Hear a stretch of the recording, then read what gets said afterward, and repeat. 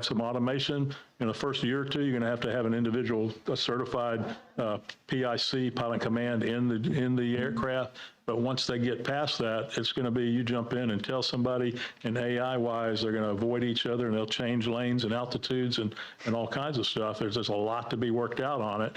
One of the things about manufacturing drones here in Alabama, a great opportunity, but all of them have to be certified as well, just like airplanes are. It's not like it's not a home-built airplane.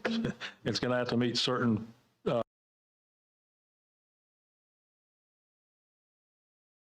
regulations that the FAA is still working on to be certified to do this kind of work. So there's a lot of things that are still very fluid as we move into this. So.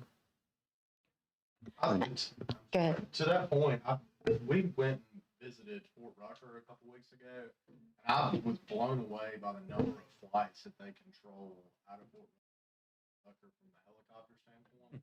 We probably need to bring them to the table because they fly all over the Wiregrass, all the way up in Montgomery, and we don't need drones hitting Black Hawks.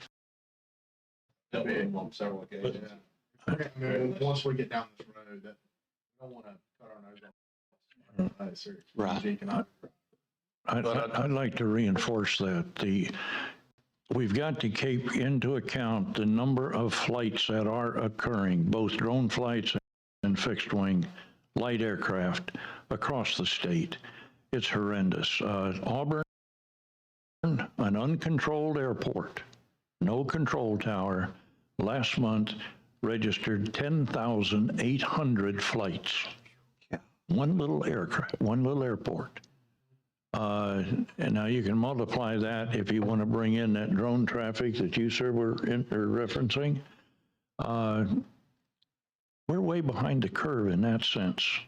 But I'm afraid that our average citizen will continue to buy Walmart, Kmart drones and fly them anywhere they have the opportunity. So it's going to be an interesting undertaking. I was just going to add to what Dr. Thompson was saying, that what the states that we've been watching what they're doing and that are progressing well, especially in the manufacturing field, the groups that I'm talking about that are coming together across the states to work on these, they are all directly working with the FAA and the Department of Energy to develop the guidelines for the testing, for the certifications, for commercial operations. They're constantly working with both of those agencies to get that straight before they do anything. Joby just finished doing a manned effort with it in New York City in the last week. It was beautiful. I can't wait to go across Alabama like that. I-65. Oh, no. Yeah, so I don't think we need to spend a great deal of time on any kind of management of the airspace, because that is going to be the FAA's responsibility. It's going to be infrastructure. It's going to be noise ordinances. It's going to be potentially building height restrictions. I think that's where a lot of the states that Alex referenced, I know another colleague of mine that is a guest on this call today, she has mentioned, Tony Drummond has mentioned North Carolina, and I'm sorry, North Dakota and North Carolina we need to look at as well.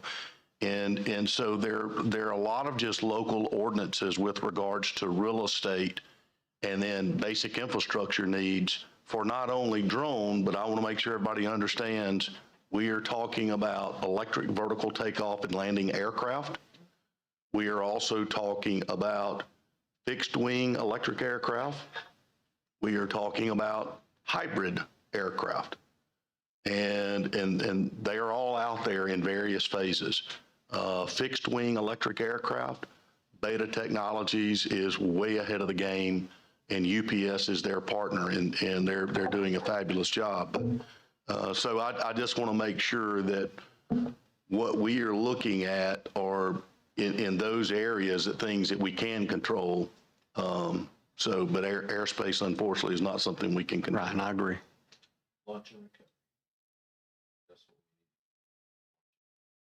I think our airports, honestly, our airports probably are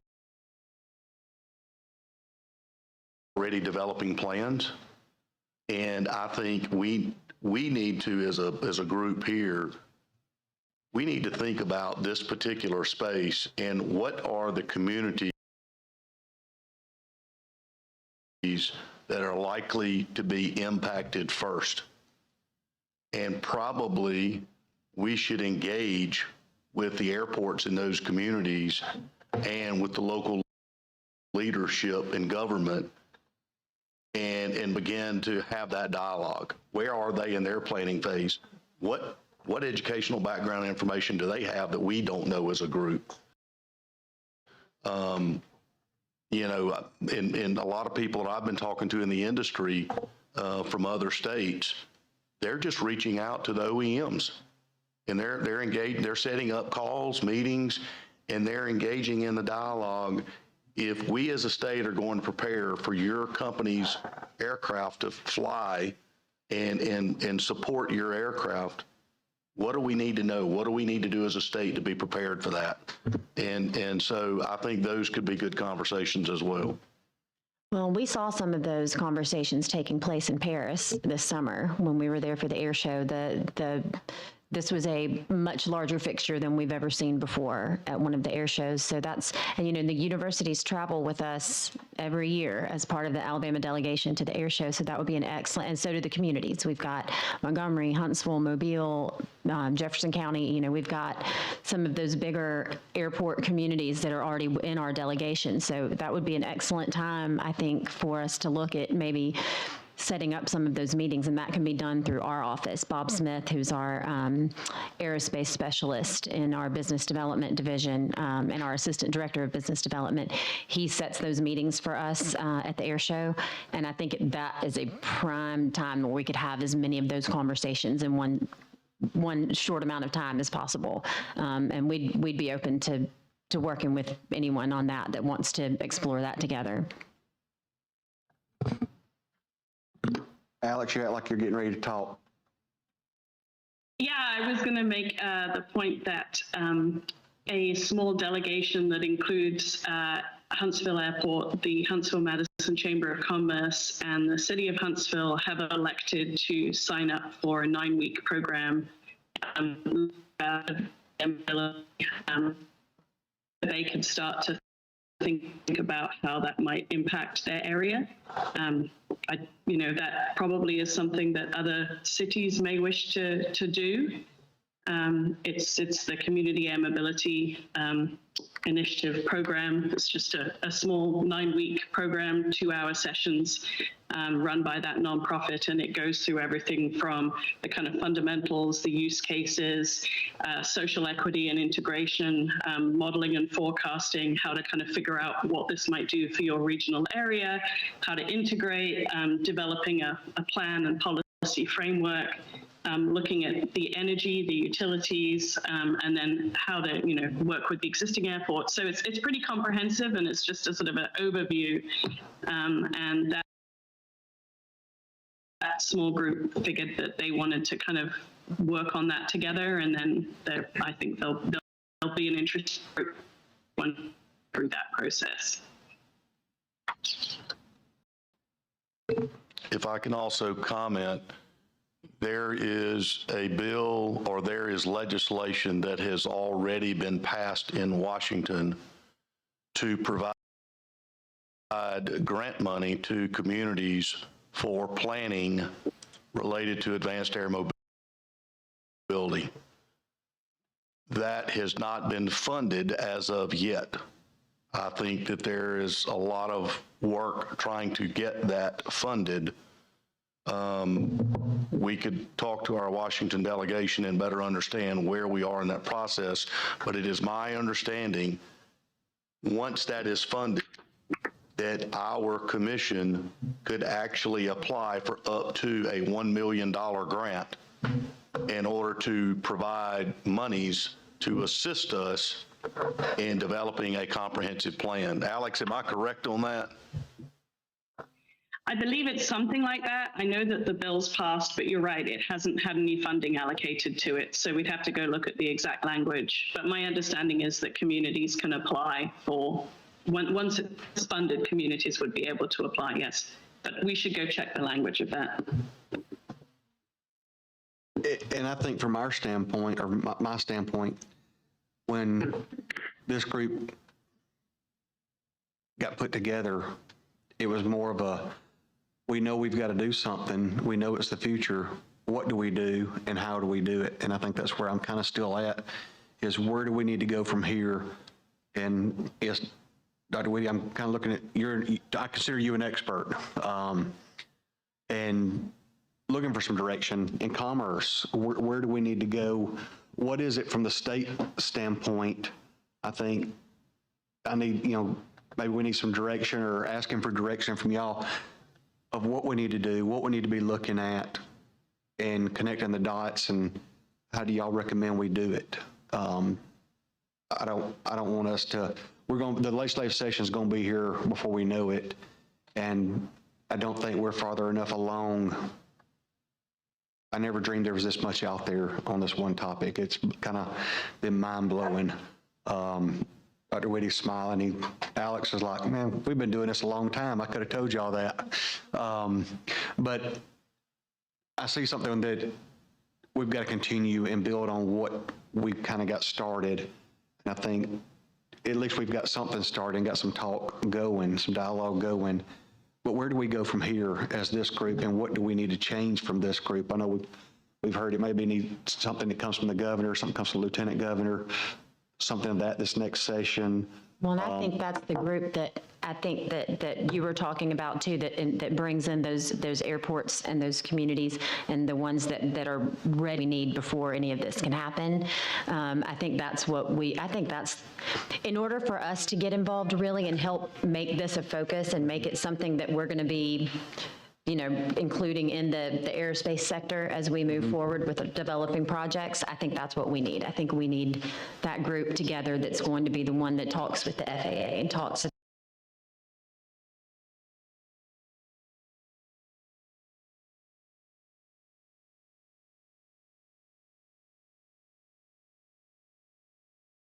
Department of Energy and determines what our regulations are and certification processes and all of that.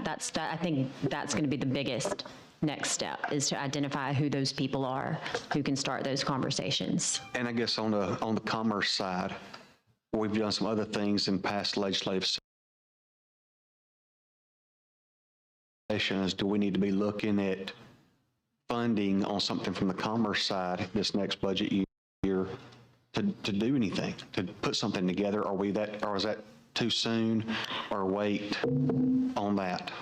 I think the conversations that we're going to have with the federal government and all of that are going to take longer than we'll be ready for in the next legislative session.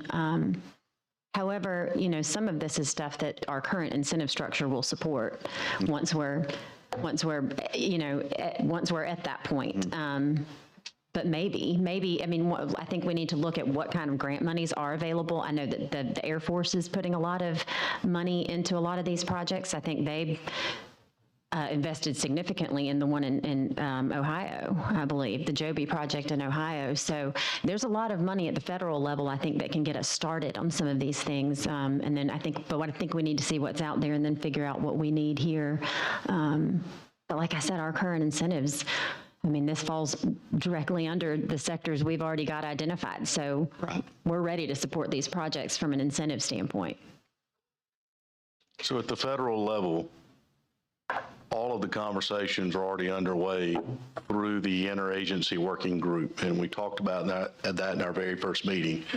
That is 22 federal agencies with representatives from each of those agencies, all on the interagency working group, focused on a comprehensive plan of integrating advanced air mobility into the national airspace. And so, Alex, I'm not sure that we really need to have extensive dialogue with the federal government on some of the stuff that we're trying to do, because the federal agencies are already engaged in that process. And they're going to issue their guidance and say, this is the guidance that you must live by. And so I think knowing that that is taking place, we probably should be focused on what do we need to be doing at the state and local level at our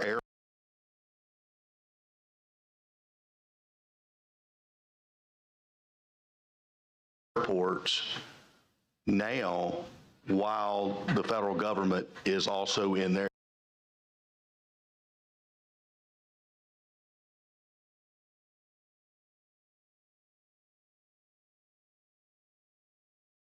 planning phase. That's kind of the way I see it. That's a great point, a really great point. I think we can go a long way to trying to figure out what do we need to do to have the state, eVTOL ready, advanced air mobility ready in terms of communities that can take advantage of this type of transportation and what infrastructure would be needed, as well as understanding what do we need to do in terms of providing, the workforce, not only for operating these vehicles, but also cleaning them,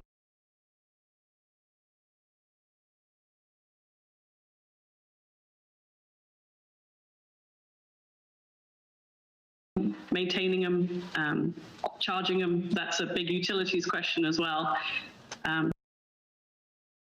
So I do feel like potentially focusing on kind of as where is this technology most likely to find a productive early adoption might be some productive areas, somewhere to focus on.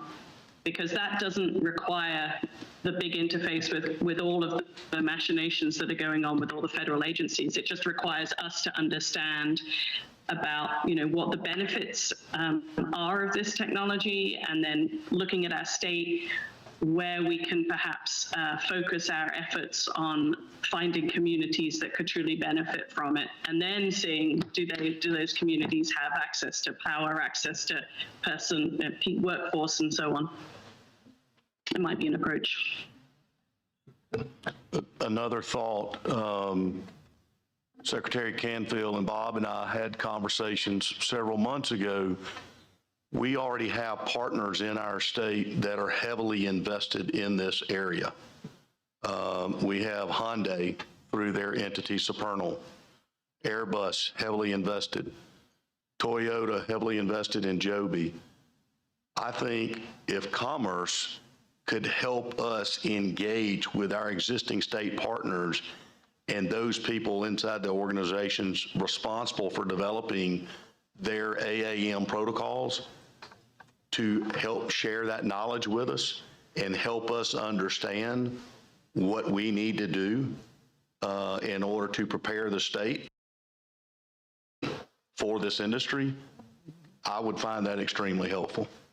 Because I think that would also really begin to help us understand the infrastructure needs. We all know, if you've read the material that has been distributed, in all of the material that's been distributed, there's also a constant theme of community outreach and education. And so there's going to have to be a lot of education across our state about what is advanced air mobility, how is it going to impact your community, your everyday life. So those are things we know that we can develop that message, and Auburn, Alabama, others can really help us develop that message and deliver it. But I think from an infrastructure standpoint, that is where absolutely, I just don't know. And I think our state partners that we have a great relationship with, if they could really help us, that would be fantastic. Yeah, we can get started on that right away. And I wouldn't concentrate heavily on airports at this point, because really what we're working on is doing stuff away from airports. So you may not want to bring everybody into the airport that way, but to take larger cities like Huntsville, Mobile, Birmingham, even here in Montgomery, the commute issue is a huge thing. And so that probably wouldn't be tied to an airport. Those vertiports are going to be somewhere else in the city. And that's something we need to think about. because it gets complicated when you put a vertiport at an airport that's already operating with fixed wing and rotary wing, or like Huntsville, which is also a space certified airport. So, if they start doing landings out there with launches, that could be a huge effort as well. So I really think you ought to look pretty heavily at some of the heavy urban areas and having those vertiports not necessarily at an airport, but in other locations that would be beneficial to where most people are moving. I would suggest, sir, that it would be to our benefit to step back from this entire equation. We have multiple agencies, I believe someone mentioned 22 operating at a federal level, and all of this planning going on. And it's very, very easily to quickly get caught up in the weeds. And that is not where we want to be right now. I would be very comfortable with a PERT diagram, with some kind of a milestone thing that says, this is our end objective. What will we look like in 5 years, 10 years within the state of Alabama? When we know what we want to be, we can start to plan on how to get there. And that how to get there involves placement of vertiports, our infrastructure, et cetera. But I would caution to go out exploring on infrastructure at the expense of all the other legs of this milk stool, and there's multiple legs, that it may be too quick, too soon in one area. So I think it would behoove us to look at the big picture and decide how we want to get there incrementally. And that tells us when to focus on the infrastructure or the noise levels or these other factors that come in. Just a suggestion. So with regards to your comments, I agree with you. However, what I am hearing in the industry, the first allocations of manufacturing coming off the production line, they're going to all the major airlines that have put in orders. What we're hearing from the major airlines is they're looking at connections into airports. Now, if that is not accurate information, then absolutely we would need to rethink that. But that is just kind of the early information that we have, because there are a lot of people like our company. We're not a major airline. We're a charter operator and a maintenance company. And the question was, well, if we wanted to purchase a small fleet of these aircraft to fly in our charter operation, when could we expect to be able to take delivery? And the responses that we are getting back is probably somewhere between year 5 and year 10 of production, because there are that many years worth of production already purchased by all the major airlines. And Alex, I don't know if you have additional information, but that's what I'm hearing. Certainly with the productions being set at hundreds per year, then that's absolutely what the reality will be, because the big cities that have already signed up to be the early adopters are going to need aircraft to be able to make those operations work. There was also early on, and I think this is still the case based on some of the discussions I've had in the last few months with some of the OEMs, there is assumed to be some kind of handover between the OEMs doing the operations themselves and then starting to let, quote, airlines, particularly where they've got airline partners like Delta or United, to take those over.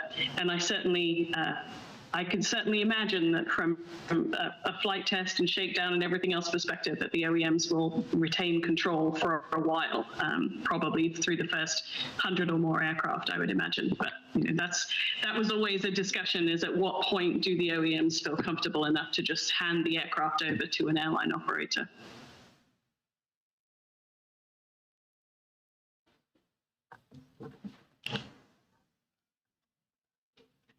Brennan, you got anything? You sitting back there looking, just taking it all in?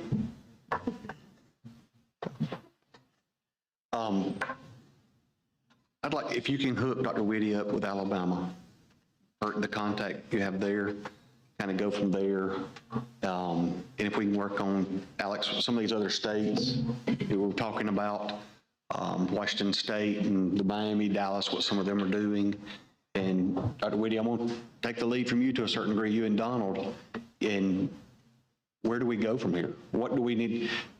The session starts the first week of February. This was more overwhelming than I think any of us really, the novice people really realized where we were. What do we need to be looking at doing between now and then? Or is it basically work on the R&D, let that start getting off the ground a little bit? You're shaking your head. That's where we need to be focused, and then kind of let that take the lead of where we go from there as our group. And maybe if we accomplish nothing else but get that started, then I think we've been kind of successful in getting Alabama started there on the R&D side. I'll take. Representative Brown, you've been real quiet down there. So good at it. I'm not as far along as these. Is there currently anything under construction anywhere of any type, anywhere? I don't know. Yes. Well, there are vertiports being, some already built in other states. You need to go see one? There are vertiports that are already contracted for. Tony Drummond, can you hear me? So, but the answer, Don, you can't. Sorry. yeah. I'm gonna get my mute off. Tony, can you comment on vertiports that you know that are built or under construction or about to be under construction? So yes, right now they just have a couple that they're looking at in the U.S. We can talk about just the U.S. The only one that I know of right now that has been quote unquote officially dubbed as the newest vertiport coming out is Air Force Base in Virginia. I know that there's one in Dallas, and I know that there's one in Ohio, right outside of Chicago, I believe, that were both kind of used as heliports at one point, but they're kind of moving them into a vertiport stance. Not much of a difference, but I did want to make one comment, is that what I'm seeing from that side of things is mostly electrification. There's companies left for regular, not eVTOL, but just regular electrified aircraft that are coming to market as well. So we are seeing some of that going on the ground as opposed to vertiport construction right now. The requirements of the vertiport is going to be based on what the manufacturer requires for whatever aircraft is stationed. There are also some FAA guidelines as well. Yeah. Lilium and Joby, a couple of different ones have already got. They're trying to have universal conversations about universal charging stations.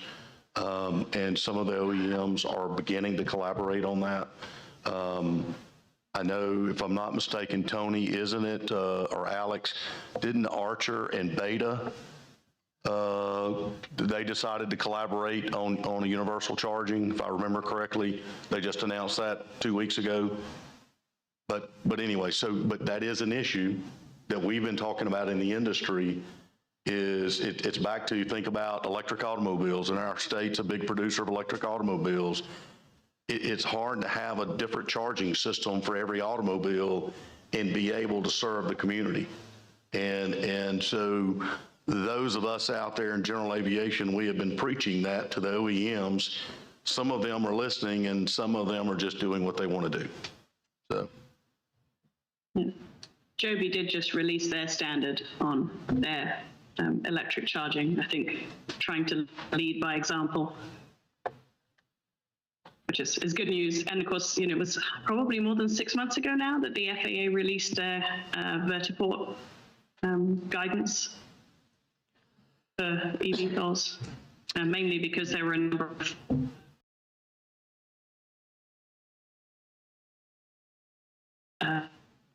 company, Skyport and a few others that were standing up to become builders and operators of vertiports. So they needed guidance on what those would look like. They have the first, this is Tony Drummond again, they have the first phase of guidance that did come out in September of almost a year ago now. It was about a year ago. And then they're putting out another one that I think I heard in the meeting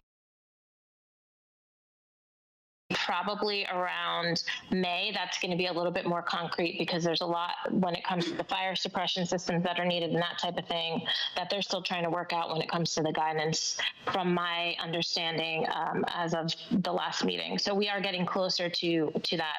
What I did want to add also is that companies like Joby and some of the other companies actually do have landing stations. I don't know if we're going to call them vertiports, but they're private right now. Obviously, none of that's been open to the public. Obviously, as this year goes on in 2024, the end of 2024, Joby is supposed to be coming forward as they get closer to certification. They eventually get certified with that information that they should be able to share with the public. So I personally am also interested to know where some of those private landing pads are per se, because it's a little bit secretive right now. Electrified airports right now, last I heard, were somewhere in the U.S. around 70-something electrified aircraft, and electrified airports, GA airports. I'm not sure if that's give or take. That was probably around July last time I caught a reading on it. So that's where we are in the U.S. As per my understanding right now. If I can share a little bit more about the recruiting process with Joby. So it was narrowed down to 2 locations, Ohio and Panama City, Florida. We are building a facility at Panama City, Florida, so I'm very integrally involved with the economic development team down there. And really, the big difference is that the innovation group in Ohio, they just happen to have a spec building large enough to accommodate the needs of Joby, yet Panama City would have to build that new construction. So that was one of the key differences. Panama City did not have an R&D center currently in existence there. However, Florida State has already announced that they intend to build an advanced air mobility center of excellence in Panama City. And so I think that was a positive factor that was playing in for them. So back to your comments about R&D, I think to the extent that we were able to leverage the expertise of Auburn, of Alabama, our other universities that we have, the other organizations that we have in this state, and we were able to build a center of excellence, and knowing the actions that we're trying to take with this group in order to better our state, I think it would be extremely attractive from commerce's standpoint in terms of marketing our state to this industry.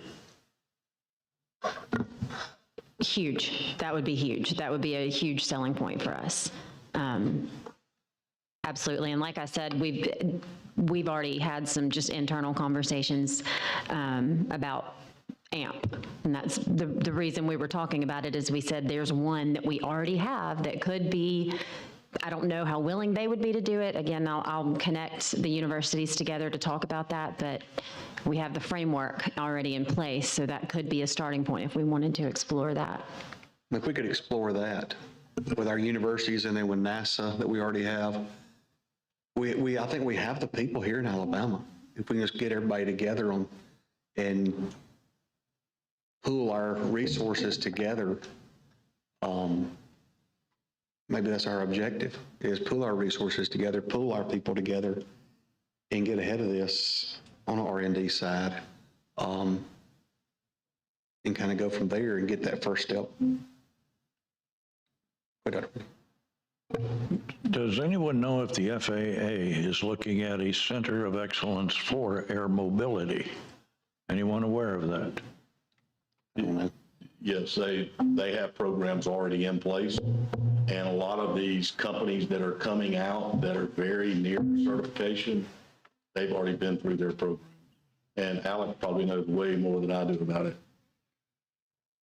The reason I ask, Alex, is Auburn's been involved as a center of excellence now for years in the development of a variety of areas involving commercial aviation. But I've yet to come across any indication in the FAA of an activity that's centering or focusing on air mobility. I'd like to find out where that is. Boy, that brought a quiet, didn't it? I'm drawing a blank. Alex and Tony, I'm drawing a blank. The program that a lot of the startup companies went through, I want to say it was something through the military, and I'm drawing a blank on the name of that program. Are you talking about the program, Don, where people were getting their certifications? No, it's a 2 or 3 year program where there's funding, there's also a sharing of a lot of the technical knowledge that the military has learned and developed about advanced. Oh, You're talking about you're the talking about AFWORKS? AFWORK. AFWORKS. Yes, that's it, that's Yeah. it. That's a prime program, yeah. What's it called? It's AFWERX, It's called, is that correct? AFWORKS. And they have several different programs within AFWORKS for different focuses, and there's a vertical lift program that specifically that I think is the one that Joby took advantage of in Ohio. And it was over $100 million. Okay, but that's AFWORKS. AFWORKS, AFWERX, and it's through the United States Air Force. Yeah, it looks like, I looked it up here, the Department of Defense did a Defense Community Infrastructure Program grant in 21 for that one in Ohio, the National Advanced Air Mobility Center of Excellence. I also wanted to bring up, oh, I'm so sorry. The Greenport project, there's a couple of advanced air mobility incubator projects that are coming onto the scene right now. Some of them are privately funded. One of them is called Greenport, if you guys want to look it up, out of Texas. That's a privately funded program.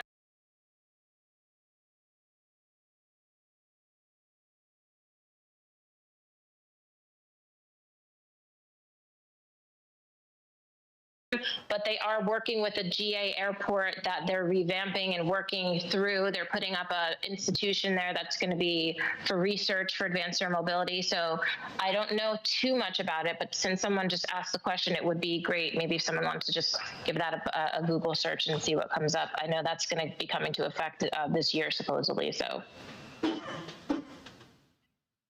the point I was going to make is that, to my knowledge, most of the OEMs and others involved in this field, particularly those that want to get engaged in putting the regulations and so on together, have all been convened through the joint NASA FAA working groups, of which there are multiple groups dealing with multiple issues. And those have been going on now since, I want to say 2015, 2016 was some of the earliest ones.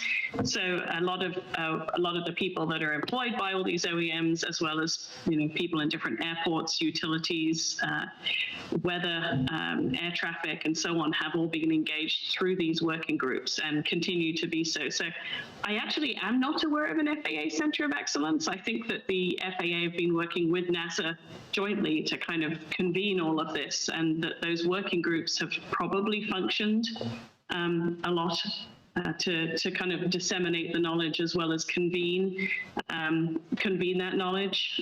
But I could be wrong.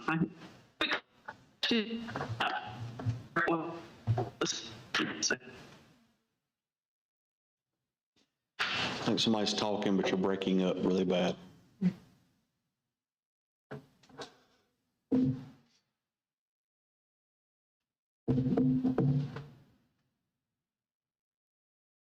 Maybe not.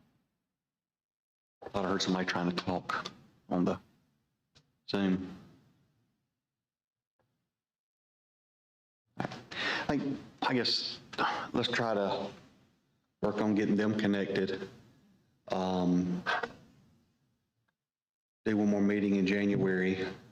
Maybe by then we can have some connection with our universities, figure out where we're going from there.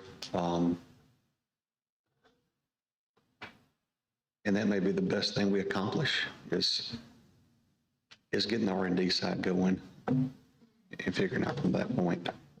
Yeah, I'm going to go ahead and get Bob Smith to start working on getting all of those together, maybe those discussions with the OEMs as well.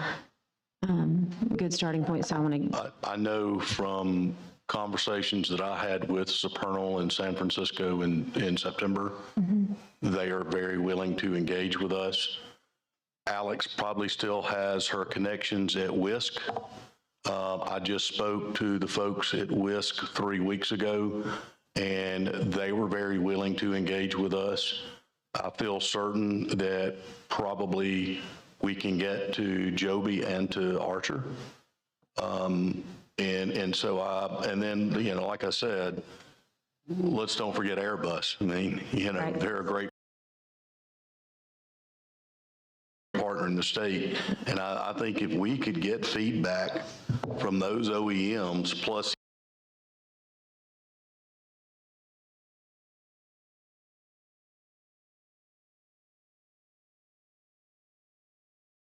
any others that we may be able to reach out to, that would be valuable information. So, I can certainly reach out to both Archer and Joby. I have former colleagues in both companies.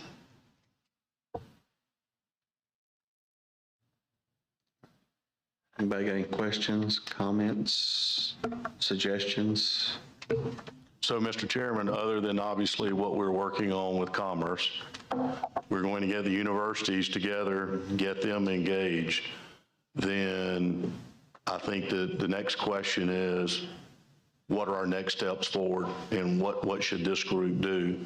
And I am willing to volunteer. And Alex, if you're willing to volunteer, and anybody else that wants to join us, but I will be happy for us to work together and come up with a suggested next steps for this group of things that we can consider. And anybody that would like to join us, they can. Otherwise, Alex, we can come up with something, and I will come to Huntsville, and at our next meeting, we can present something. I love that idea. I mean, maybe Sure. Dr. Weedy and Alabama get together and kind of get an idea of where we're going there, because we're going to have to basically, at the next session, redo this group. We go away, I think, when the session starts, and figure out where we're going to go from here and how we're going to do it. And if this did nothing but get talks started, I think we've been successful on that. Any comments? I'll entertain. Representative Brown, you want to make a motion? Make a motion to adjourn. All right. Thank y'all. Let's keep it continued. We've all got email together where Caitlin sent out the meeting notices, so feel free to reach out.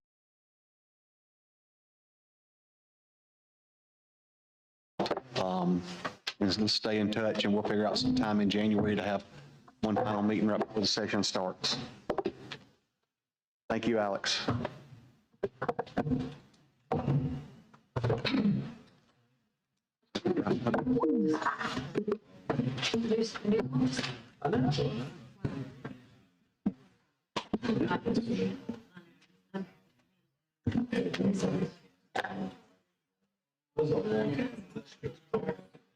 yeah. And some more time.